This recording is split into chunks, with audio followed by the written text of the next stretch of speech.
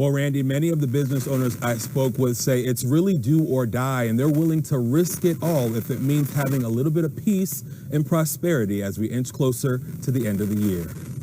2 lawsuits have been filed by the state of Minnesota against restaurants operating in violation of the governor's executive order. A 3rd restaurant had its license revoked. But it's not stopping organizations like Reopen Minnesota from orchestrating a mass reopening event, whether the governor's executive order is lifted or not. People are desperate, and they are coming up with a solution now that they're stuck in a tight corner with no other place to turn. Lisa Monet Zarza is one of at least 150 business owners set to take part in next week's reopening plans. She says for the sake of her employees. We're not saying that COVID isn't real. We're not saying that.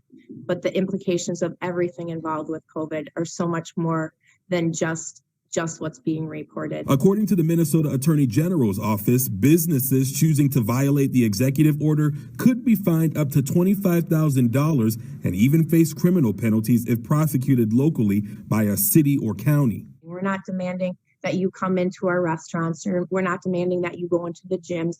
We're asking for the right for you to be able to come in. But not all business owners are on board with a mass reopening effort. Zachary Sudduth of Mallard's Restaurant says they can't afford the consequences of a total reopening. We haven't decided 100% what's going to happen yet. We're kind of waiting to see what's going on. We know COVID is real and COVID is deadly in certain cases, but we also know that the COVID lockdown is deadly in certain cases. So can we find a middle ground? Now, aside from the fines and licensing penalties, the AG's office tells me those business owners who choose not to comply also risk not being eligible for relief money.